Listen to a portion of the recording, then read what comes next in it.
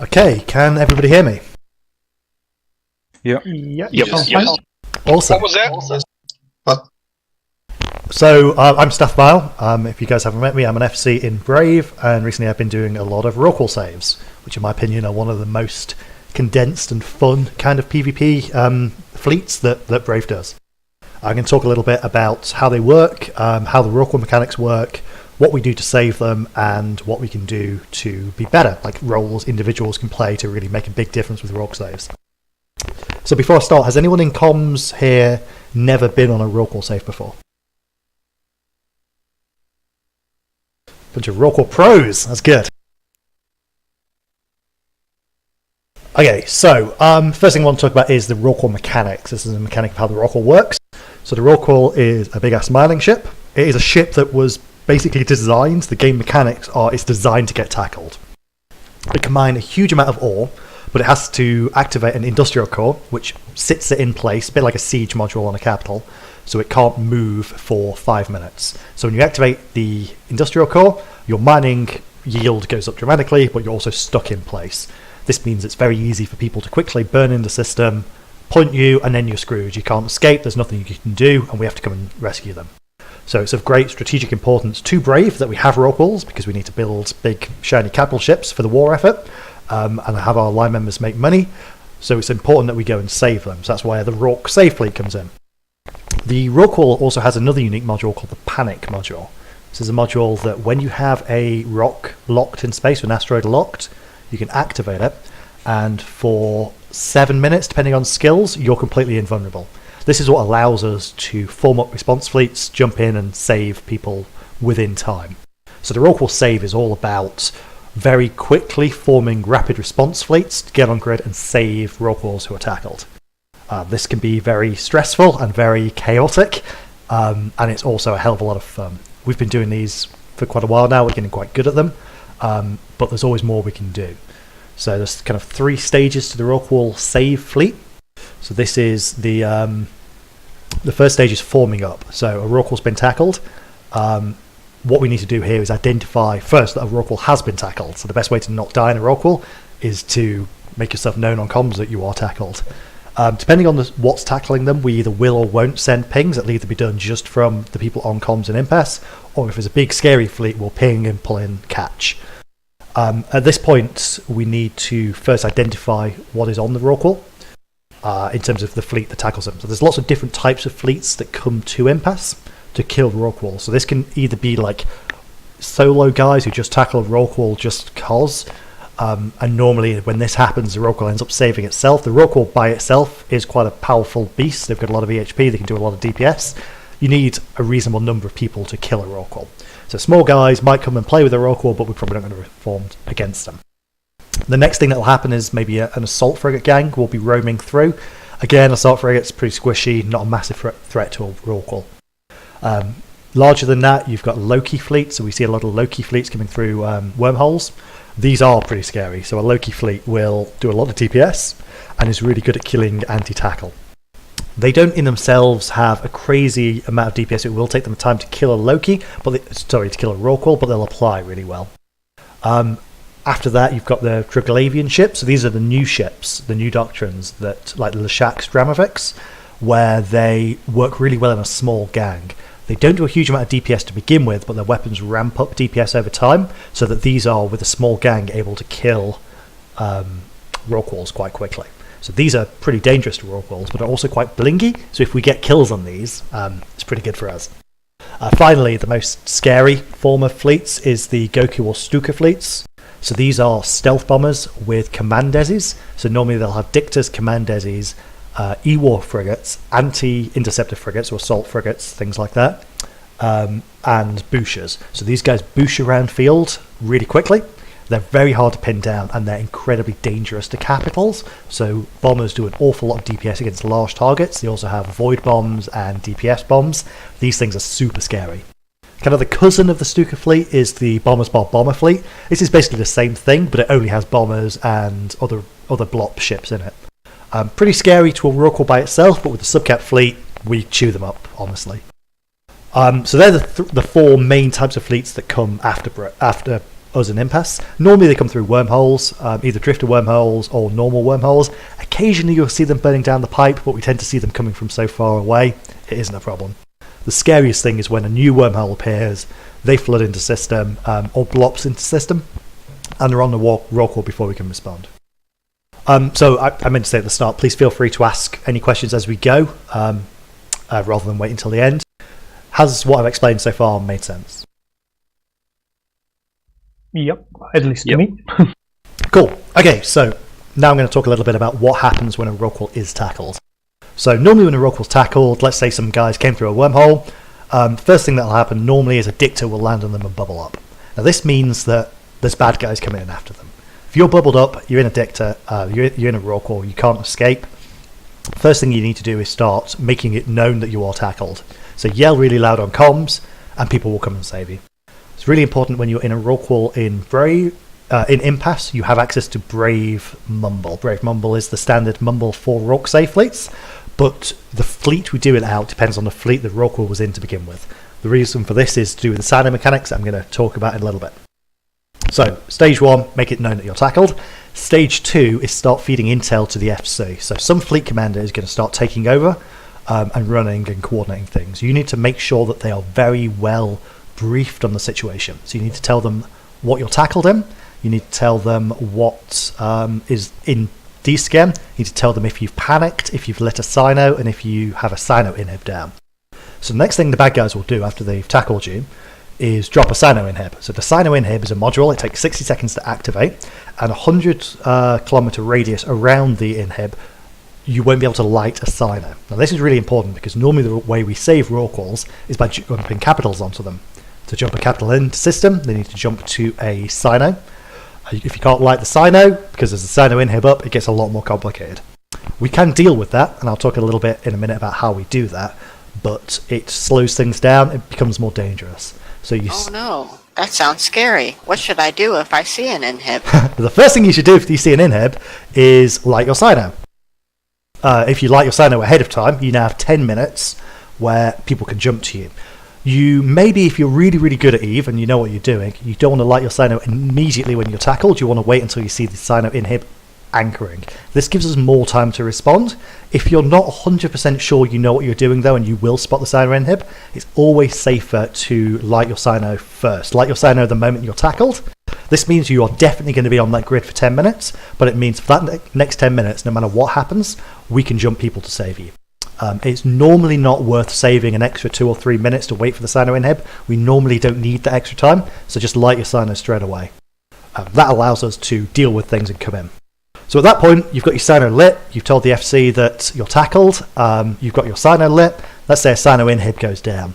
First thing you should start to do is drop heavy drones, make sure your industrial core is running, and start killing that Sino inhib.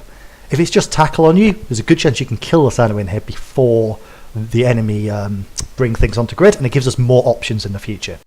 If, however, the enemy DPS starts showing up, they start repping the Sino inhib, or just drop 8 more. At that point, there's no point trying to rep it. You just need to stay alive. So you can maybe try and kill some dudes for fun. Remember, you can use your drones, you can use your nukes, you can use your smart bombs. Just do whatever to kill people. But the most important thing for you at that point is to stay alive. So that means you need to have already moved to your tank fit. You already need to have stowed your drones. You need to be running your indie core. Indie core allows you to rep a lot harder. You need to be running self-reps, you need to be cap boosting, just keep yourself alive. At this point, the FC is going to be forming up against you. So at this point, what we've done is we've pinged to people, we've yelled on comms, we've now set up 2 separate fleets. So in whatever fleet the Rorqual's tackled in, everyone has joined that fleet, and we've set up 2 kind of sub-fleets. We've got a sub-cap fleet, and we've got a capital fleet. So the capital fleet is going to jump onto that Sino. They're going to use faxes to keep the Rorqual alive if needed. Most of the time it isn't. And they're going to use overwhelming Titan and Dreadnought and carrier DPS to kill whatever's there. Importantly though, some fleets like the Stuka fleet, the Goku fleet, you can't kill with just capitals. If you just drop capitals in, it's going to be a bad time. Also, any other fleet, Dragovian ships, Loki's, like something like that, if you just drop capitals in, they're going to immediately run away and you're not going to get any juicy kills. So for this reason, we use subcap fleets as well. So the brave subcap Doctrine in Impasse is the Harpy. By this, the Harpy Doctrine, we mean the Harpy, the Kirans as Logi, we want Dictors, we want Command Desis, we want the full package. And honestly, the larger that fleet is, and the more fully fleshed out that fleet is, the better we will do. The more likely we are to survive, the more likely we are to get really juicy kills. We always have lots of capital, so if you're looking to really make a difference in Impasse Rorqual saves, bring subcaps, and ideally bring multiple subcaps. If you can triple box subcaps, that's going to be amazing. So we're forming up now. We're going to put subcaps on a Titan, we're going to have caps ready to jump in, and we're going to be communicating, the FC of the Rorqual save is going to be communicating with the tackled Rorqual to figure out what state they're in. So if they're getting shot at, they're going to be able to tank for quite a while, but at some point the DPS is going to become overwhelming, and then at the point they hit structure, they're going to activate their panic module. This gives you 7 minutes, plus or minus, a little bit depending on skills, to respond where they're invulnerable. In this time, the Rorqual is going to be able to rep back up to full health, repair any of their modules, and then the most important thing here, they need to disable their industrial core. When you have your industrial core activated, you rep really hard, but you can't receive any remote reps. It's really important when they exit panic that their industrial core is down, so that any faxes that land on grid can rep them. Does that make sense so far? Yeah. Yes. Cool. So that's the first stage of a Rorqual save. It's the forming up. This is the most important part. The key here is lots of communication. You want to be able to know ahead of time which Rorquals are tackled, where they're tackled, where they've got signers up, and how long they've got left on their timers. Assuming all this goes well, we'll probably wait at this point. We'll probably wait until they've got maybe 30 seconds left on either their sign out or their panic, whichever comes out first. This allows us to get the maximum number of our guys in fleet and give us the maximum chance of saving the Rorqual and killing as many of them as possible. At the very last minute, what we will almost always do is bridge in with a Titan, bridge into the sign out and drop subcaps directly on the Rorqual. Maybe 10 seconds after this, we'll call for capitals to jump in. The subcaps will swoop, they'll manually pilot, they'll try and grab anything that's on grid, grab all the blingy ships. As soon as they've got something tackled, they will broadcast that they have it tackled. The capitals will come in and do the killing. This allows us to get these really juicy kill mails and not let the enemy escape. Even the best fleets, what will normally happen though is we'll get a few kills here, but most of the guys will escape. At this point, the Rorqual is pretty much saved. We may drop faxes, we may rep them up if needed, but most of the time the enemy leave. The only times they don't really do that is when we have Stuka fleets. And this is where they're actually trying to kill capitals as much as they're trying to kill Rorquals. In this case, we'll anchor up subcaps, we'll pull them at range. The Harpy fleet will outrange the bombers and the Stukas, so we'll be flying about 60 to 70 kilometers away from them and just killing them one at a time until they're all dead. At that point, capitals will start to disengage. So at this point, we've got a Rorqual that's on field. Potentially, we've got some triaged faxes. We're going to wait for these guys to end any of their siege modules so that they can exfil. As soon as they can, we get the Rorquals off field. And now we're in the third phase, which is once we've saved the Rorqual, we try and get all the kills possible. So, as I mentioned earlier, normally the way guys get into Impasse and get on top of us is through a wormhole. So one of the roles that anyone can play in a fleet if they really want to be super valuable and super useful and help us get the most kills is basically the moment we see bad guys come into system, we know from intel which system they came in from. We'll just see people appear in a system, which tells us there is a wormhole in that system. In that case, the moment you can, or if anyone can run a probing ship out to that system and scan down the wormhole, that's incredibly valuable. Because what this means is we've now put our tackle ships on the enemy, they're running away, and they're going to be running back to their hole. That's the only way they can escape from Impasse. If we know what system that hole's in, we can start putting dictors on gates between the enemy and the tackled Rorqual, and we can start putting dictors on the hole. If we can do this, it gives us a massive advantage, because our Harpy fleet, our subcap doctrine, moves a lot quicker than basically any hostile fleet that's going to be in system, with the exception of Blops bridges. So if we have lots of dictors, another great role you can play in a Rorqual save fleet is having a dictor. Dictor all the gates, we know the direction they're going to be running, we get ahead of them and we start tackling them. So as they're jumping through gates, we'll move Harpies behind them, and we only really do this once we know we've got the grid secure and once we know we are safe. But at that point, we pivot from trying to save the Rorqual to trying to get as many kills as possible. So Dictors on gates, Harpies jump through behind them, and maybe we catch them on the next gate. At this point, we need someone to light a second Sino. And again, this is another role that anyone can play in a Rorqual safely. So if you've got an alt, if you're like a first week brave newbie pilot and you wanna help out, if you have a Atron with a Sino fit, you can be getting us mad kills, because we can light the Sino, use the Harpies to hold down the enemy, either bring in more capitals from elsewhere who didn't jump in the initial drop, or reposition the original capitals that saved the Rorqual on top of the enemies, and we can start doing some killing. Some of the best Rorq saves I've ever seen, we've done this 3 or 4 times, just keep moving capitals around, grab things, moving capitals, kill them, and it's devastating to the enemy. Finally, once we've maybe caught them on a gate a few times, the last thing we can do is lock them into a system. So if we've got the Dictor bubble up on their wormhole, they're in the system with the hole, for example, we'll move capitals onto that wormhole. At that point, they basically can't get through that hole. We can then move Dictors onto the various gates, and we've trapped them in the system. This is something that happens quite a lot. We've trapped them in a system, they're bouncing around Celestials, and they can't escape.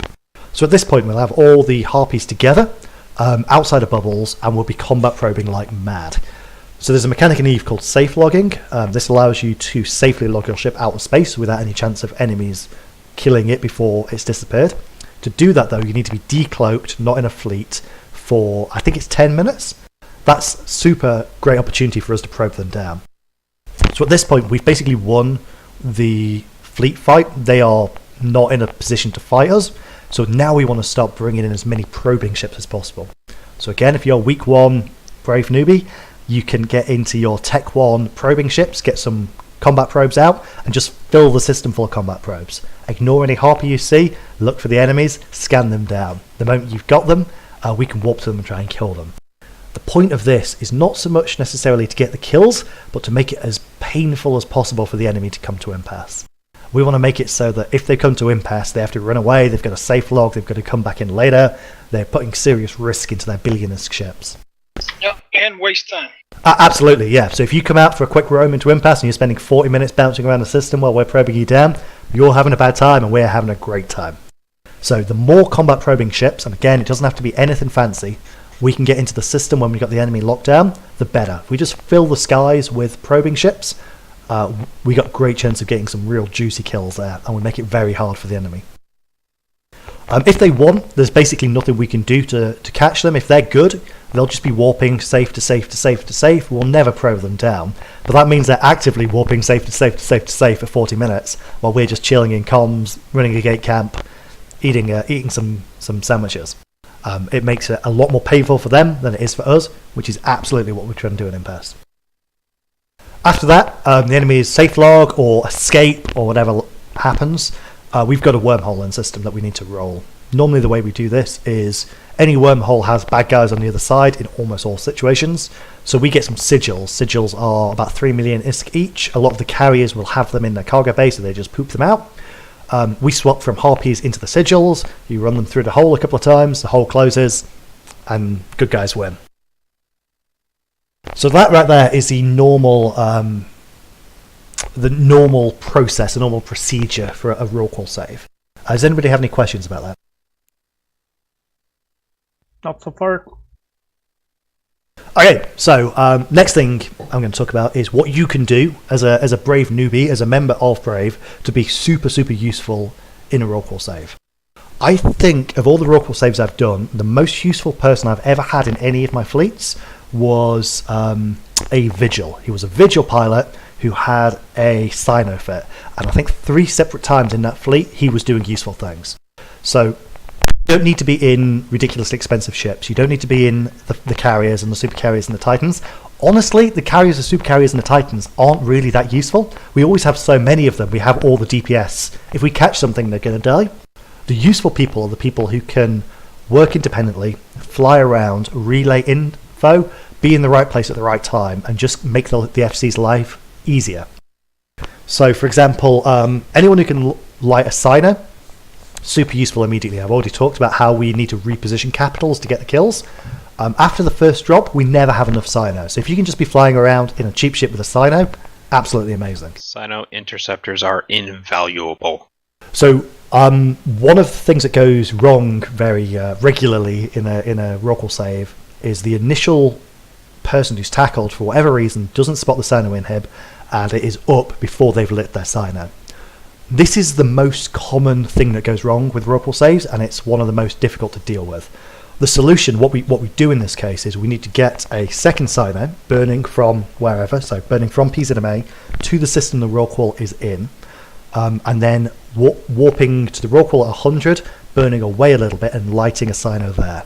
So this, if you think about it, is actually quite dangerous, because it takes a long time for this to happen. It takes time. If they're 10 jumps away from PZMA, it takes time to burn 10 jumps. If you're warping to a Rorqual at 0, unless you're in an interceptor, you're going to land in the bubble the Rorqual's in, and then you're going to get killed. If you're in an interceptor, you warp at 100, you then turn around, burn away a little bit, slow down your ship, light your Sino, and you need to do this without the enemy killing you. If they've got Lokis on grid, they can hit you out to very long range, they can pop you very easily.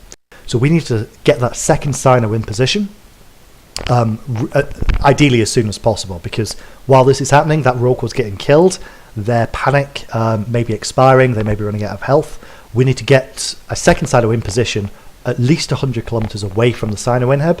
At that point, we still can't save the Rorqual. All we can do at that point is bring in carriers. So we'll normally jump in maybe 4 or 5 carriers into that initial Sino. They will then try and drop drones and kill the Sino inhib. So they're burning their drones, their fighters 100, 150 kilometers, killing a Sino inhib, which may be getting reps depending on what fleet is killing the Rorqual.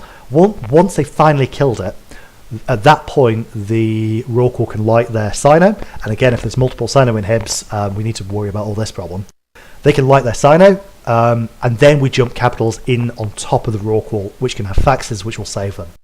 The problem we have in this situation, though, is not only is it hard to get the Sino in position, the second Sino in position, we also now have capitals split over 2 places, so they're split 150 kilometers away from each other, which means those initial carriers that jumped in aren't in fax range, so we need to either jump more faxes in on the carriers or get the carriers out. Either way, it's way more complicated than it needs to be, and it's way more dangerous. So, like I said earlier, the most important thing you can do as a Rorqual is light your Sino and be on comms.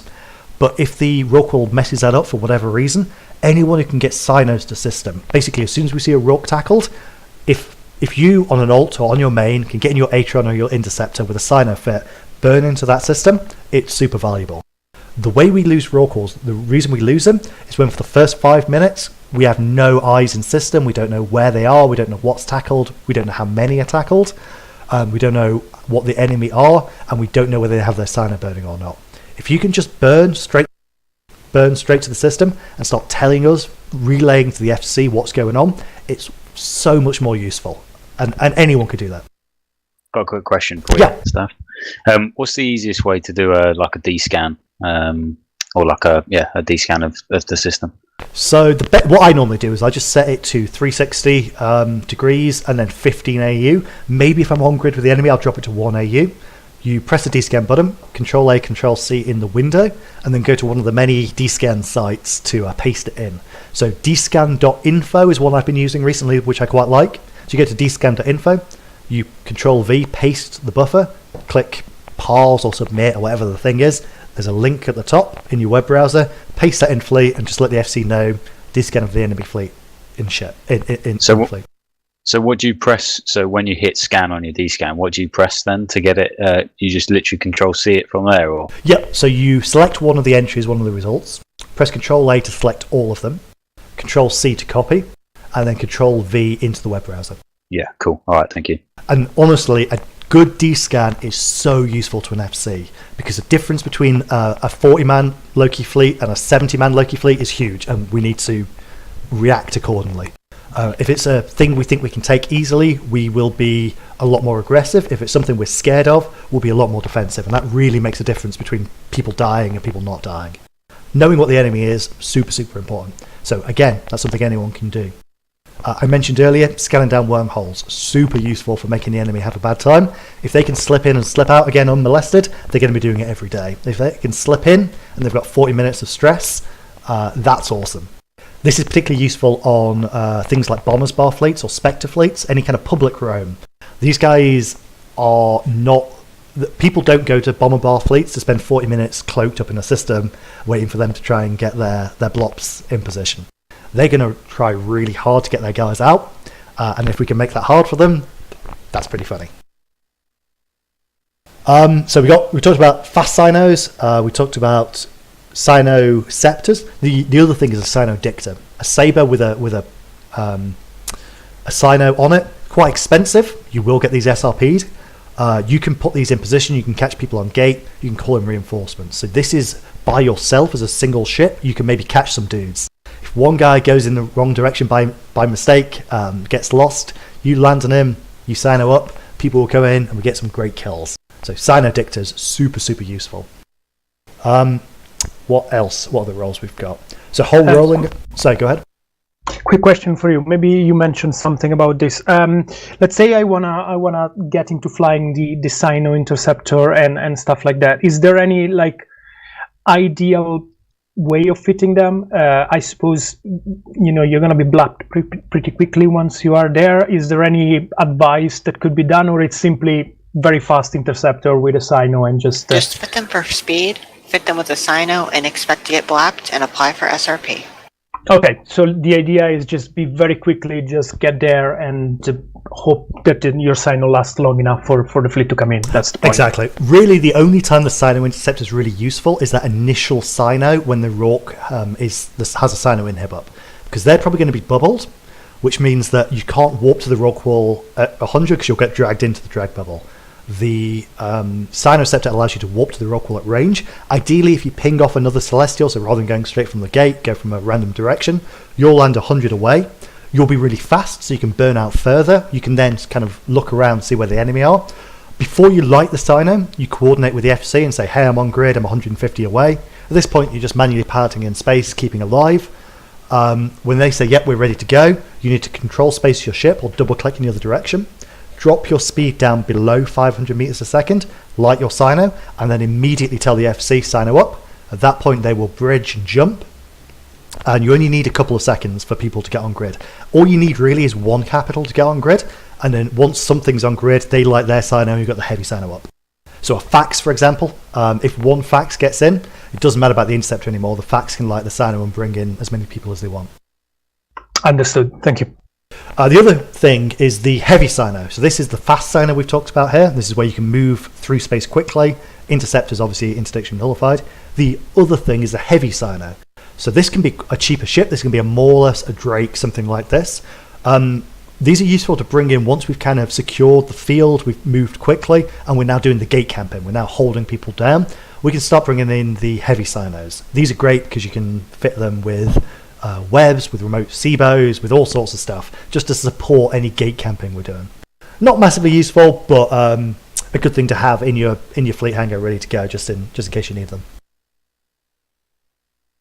Okay, so I spoke about some of the roles you can play in fleet here. So it really boils down to being in system, getting eyes, relaying information to FC, being a Sino, providing an opportunity for capitals to move around. We never have enough Sinos. Being a Dicta, making it hard for the enemies to escape. Being a hole scanner, someone who can scan down enemy holes so we can cut off their retreat.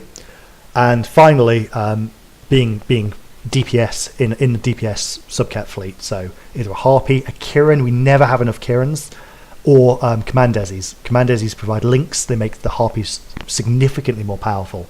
So any or all of these roles you can provide make a massive difference to the Rorq save effort.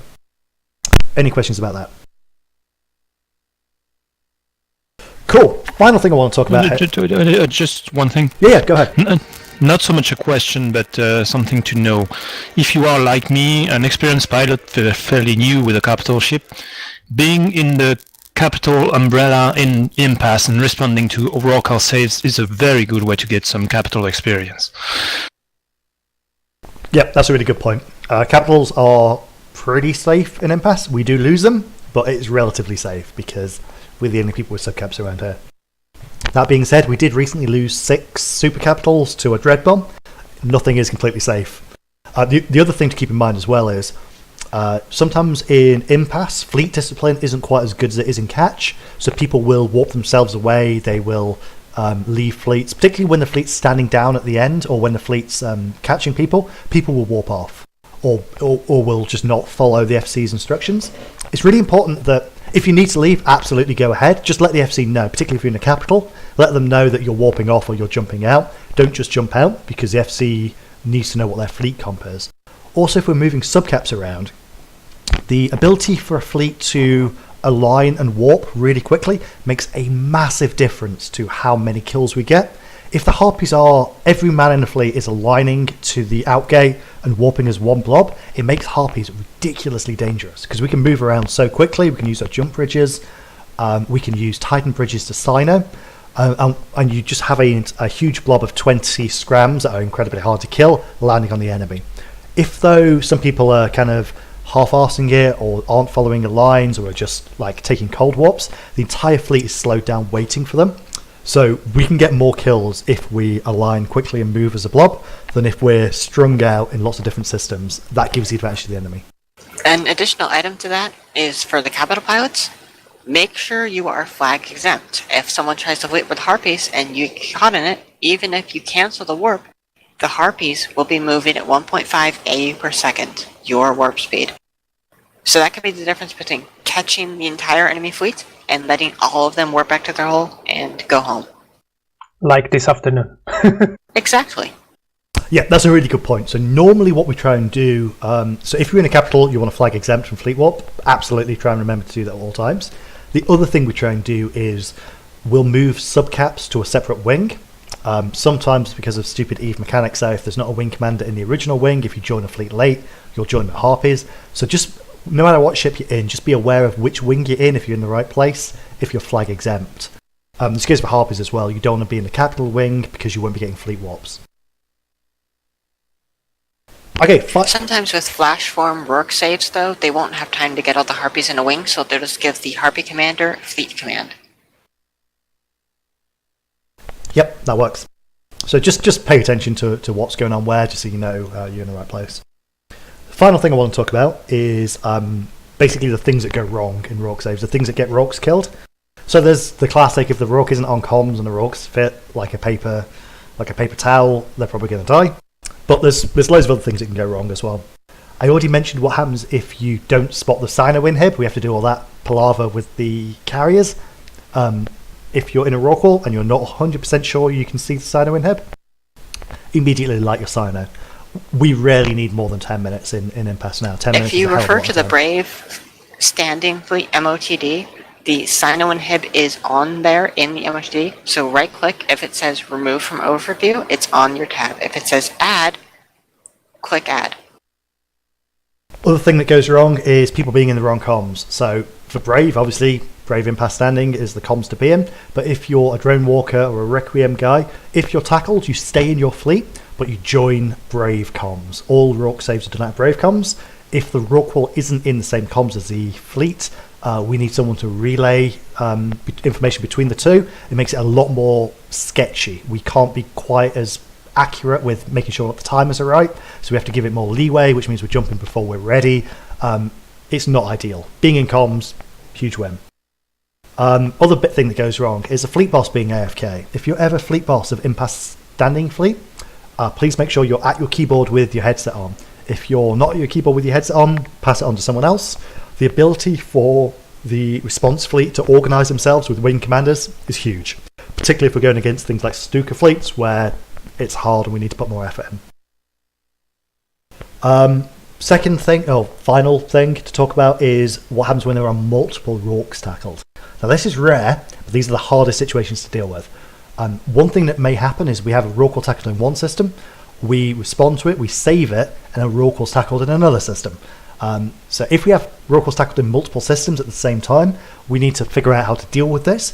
This is really, really important that intel is going to the fleet commander effectively, concisely and correctly. We need to know which Rorquals are tackled in which systems, which belt, how many people are on them, whether they're holding or not, what time they've got left in their panic, how long they've got left in their Sino. All of these things will factor into us splitting the fleet or coordinating the fleet so we can save everyone. This is doable. We can save multiple Rorquals in multiple systems, but the intel has to be even better than it normally is for this to happen. So what you can do as a individual pilot, if you're not the Rorqual that's tackled, be in the system, be on grid with them, provide warp ins for subcaps, provide intel to FCs. If enemy fleets are moving around Impasse, if we just report it in intel, we know where the enemies are. We can make the save decisions effectively based on those information. The final thing I want to talk about is what happens in PZMA. So PZMA is the Brave standing for capitals, the staging fleet. If a Rorqual is tackled in PZMA, we can't jump directly to them.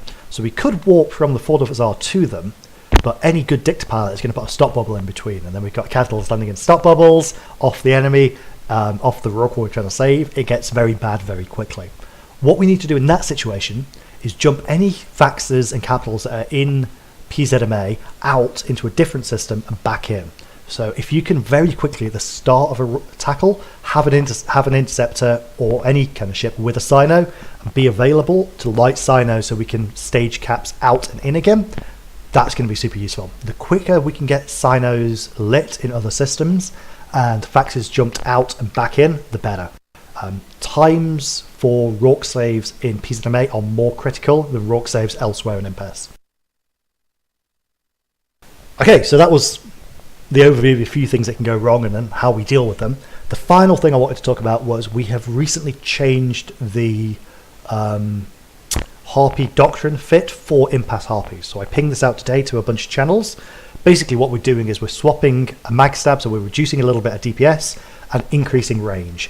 This is important for those Stuka fleets, those Goku fleets. Those guys normally range out to about 50 kilometers. We apply really well to them out to ranges now with our increased targeting range between 60 and 70 kilometers. So we can anchor up, we can sit outside their targeting range, and we can just shoot them all day and pop them 1, 2, 3. Please make sure if you have an Impasse in a Harpy in Impasse, you swap out to the new fit. This will be the fit in Impasse going forward. Harpy fits elsewhere are as before. Cool, so that is everything I wanted to talk about. Does anybody have any questions at this point? No, that was, at least for me, was a very good overview of how things actually go and work. Awesome. And then is it a stiff drink afterwards when the shakes stop after you've got back safe?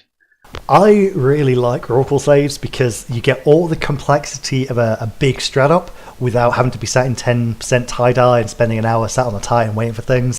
It's a super condensed fleet fight where you get kills and you're a hero all within the space of 20 minutes. In my opinion, I have a question. Yeah.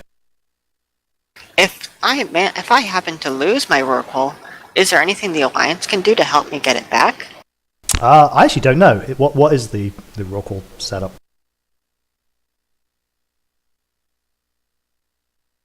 I believe in the past people have been, individuals have been nice and offered money. I don't believe there's any Alliance SRP program for Rorquals. Is that wrong?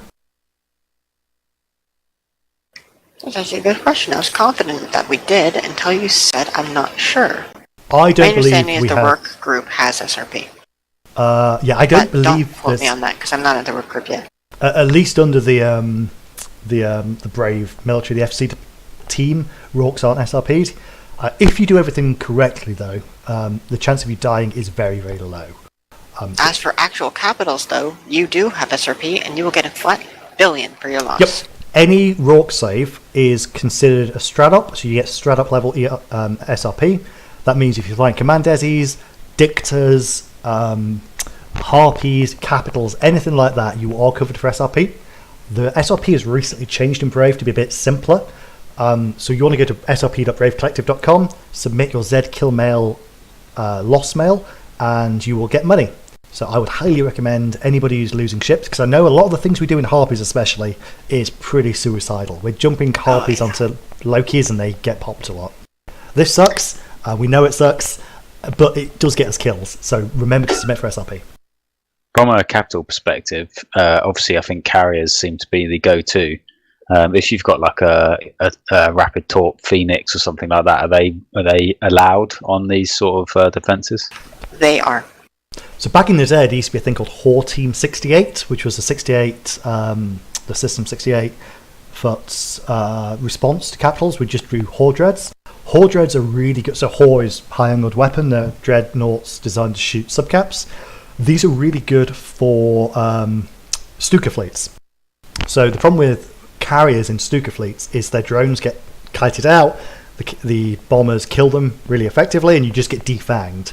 Horde Dreads, though, much better, because they're sat down, they're sieged, they're right next to a fax. They don't have fighters out in space that are vulnerable. They just shoot recon ships and blingy shit like that. So they are great. One thing to consider with Horde Dreads, though, is when you drop if you siege, which you need to do to make your weapons effective, you're locked in place for 5 minutes. On the first drop, that's fine, because we're normally jumping to sinos and whatnot anyway. And if fax is triage, obviously you're stuck in place anyway. But if we're dropping again on enemies, we may want to move quickly. We may want to move faster than your siege timer. So just keep that in mind. Okay, thank you. But absolutely, super useful. There's many situations where Horde Dreads will apply better than carriers. So a question, if I may, which is a bit just of a curiosity. Seeing what we had today, this afternoon, in I believe the one we actually managed to save. So the Loki, the Innerel Loki tackling and everything. There was basically a YOLO Minokawa just jumping in for, I don't know why that the pilot decided. Is that something that has any, like, can the Rorqual be repaired while they are in panic? Do they receive? They can't. So that's completely useless. Completely useless. Don't do it. Okay. No. I can't even. I'm not touching capitals. Don't worry. but I was just curious if that was something completely to waste with the other, problem of having another capital to save, then, or if it was useful in some way. That was akin to the Minokawa committing suicide. There is nothing that's gained from it, and it's just putting itself at risk. Okay, copy that. That was my understanding as well, but just wanted to make sure. But just for any cap pilots here, remember, when you're on a work save, just because it's Impasse, we're in standing fleet, it's not too heavily organized. No matter what, obey your FC, don't jump in needlessly. Never jump without a direct call from the FC.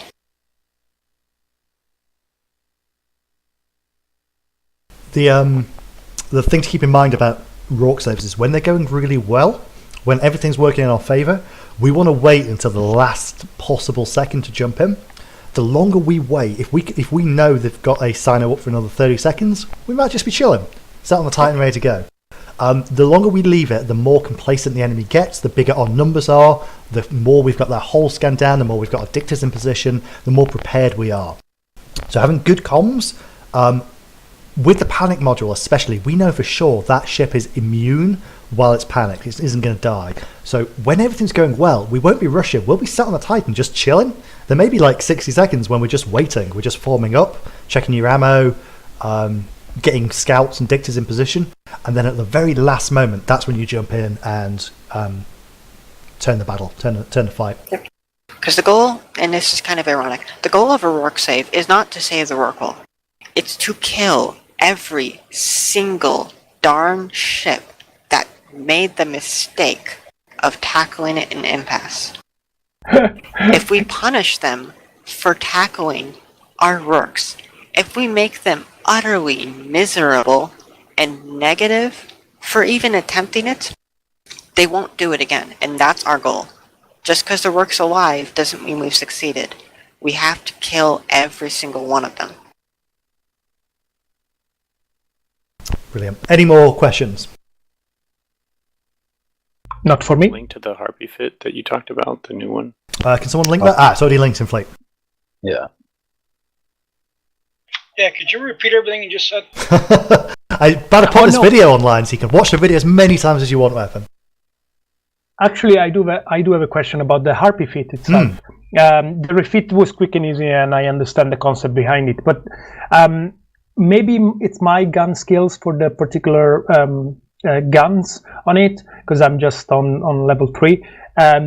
I basically now lock at 80 kilometers, and with spike, I just shoot at 64 or something. Is that because of my skills, which I mean, I'm a noob and I'm a scrub, or is there something I'm missing in the way the fit is supposed to work? Yeah, that's skills. All fire that's shoot your out to skills. 79, I think, with Spike. So probably Caldari frigate skill and long range, whatever the gun skill is. Yeah, no, Caldari frigates are maxed. Yeah, it's definitely then the gun skill. It's what needs to go up, but I'm finishing training for the T2 guns for the Macarials, so things at times. That's probably yeah, a okay. good decision. Honestly, like the difference between, keep in mind the way the gunnery mechanics work in Eve, you don't need to be inside your optimal to be applying damage, and depending on what you're shooting, like that's not always the best place to be. A lot of the times, most times with Harpies, we're going to be flying them as tackle, so we're going to be in super close using antimatter. It's only really the Stuka and the bomber fleets where we need that range. So not having that last 10 kilometers of range, it's not the end of the world. Yeah, fair enough. I just was curious when I tried the fit, and I was like, why am I not getting the same similar lock range with skills? Okay, fair enough. It's good. Cool. Any final questions? Brilliant, guys! Thank you so much for coming out. I hope to see you all in Impasse for the next Rock Saves. Thank you very much. Thank you very much. Thank you for the class. Thank you. Yeah, good class. Good